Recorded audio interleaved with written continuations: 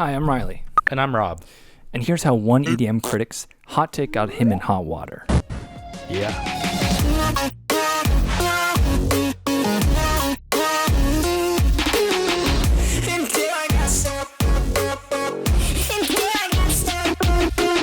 Essentially, EDM critic Nawtystep found himself in a little bit of a snafu, I'd say, on Twitter. Yookie, bass music duo, put out an EP on Excision's record label Subsidia. Okay.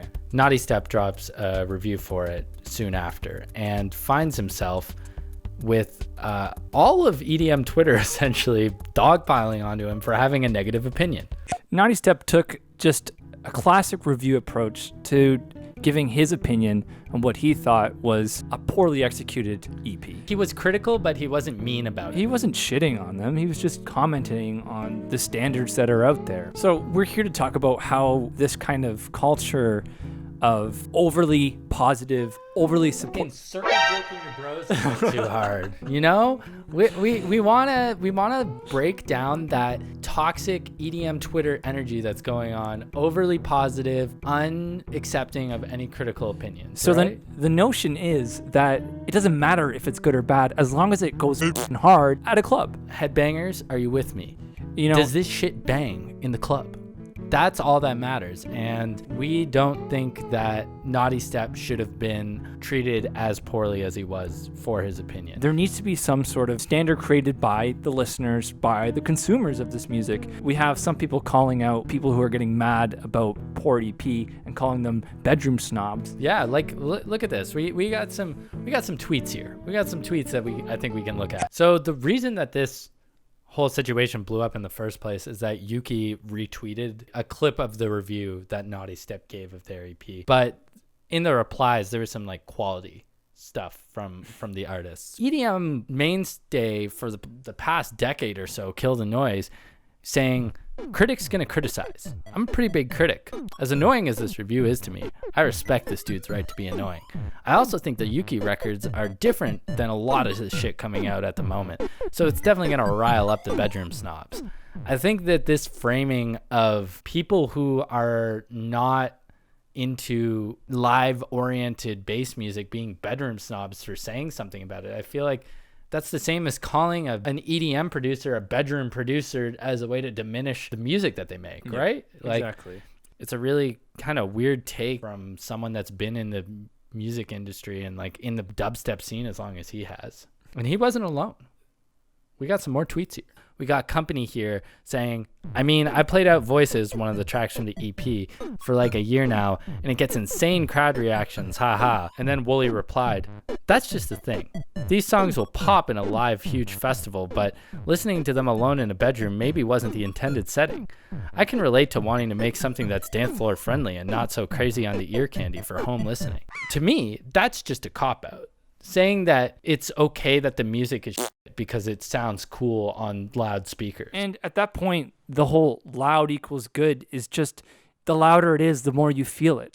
If you really wanted to just feel the music, why don't you just put in earplugs and put on one of those bass vests and then listen to the music? Dude, just like get a job as a factory worker and just stand beside one of the big vibrating machines and just strap yourself to it all day. I don't understand. Like, like that's the experience that you're essentially selling here. Yeah.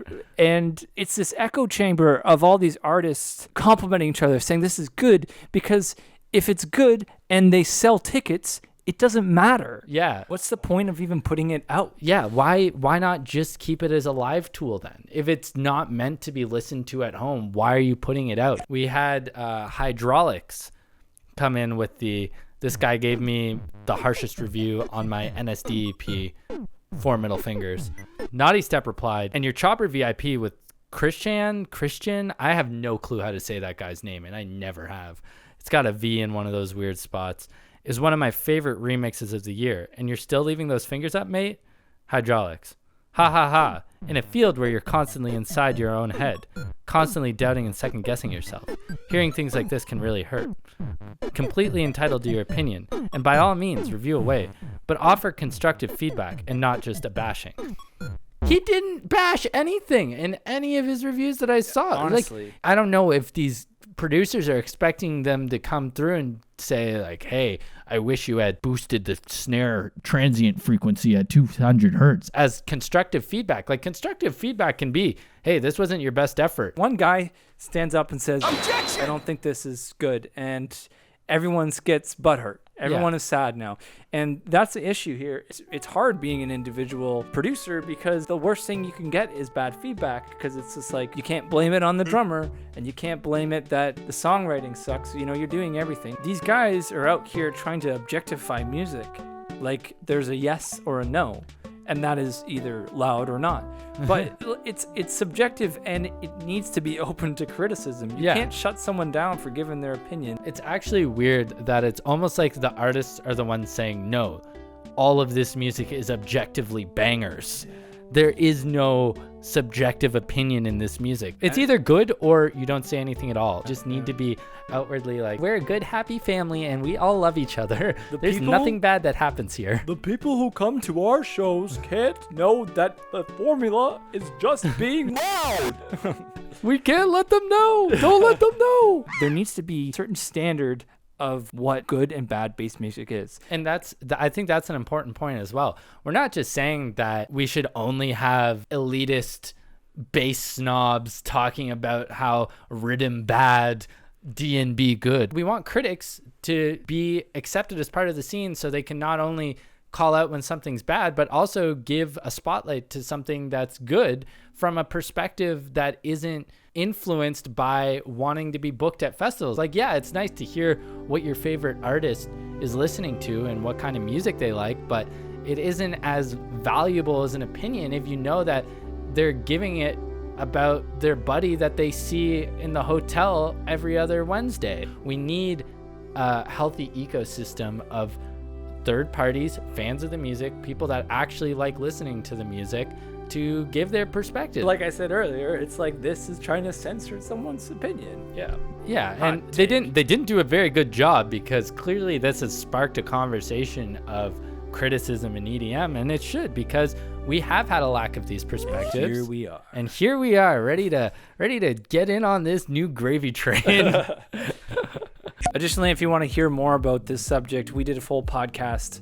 Link is in the description, where we talk about this concept of critics in EDM and the standards that need to be set, and the right for people to give and voice their opinion on this music, and not have the people who are making the music comment on it, and not have the management that kind of oversees the monetization of this music.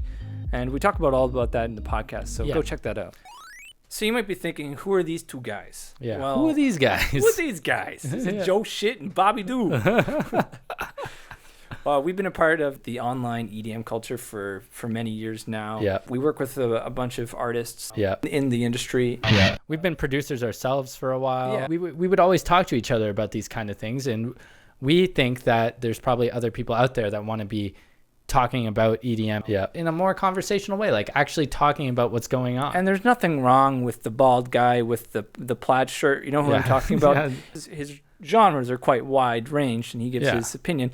But we want to focus a little bit more on the technical and EDM focused reviews. So if you're a producer yourself, we like to talk about technical things. If you're an EDM fan, we like to talk about news, and we like to talk about what's going on in the EDM fields. And if you just like music in general, I feel like this content's good for you. And if you're a Bishu fan, just get off our channel. Just leave. Yeah, we don't want to hear from you.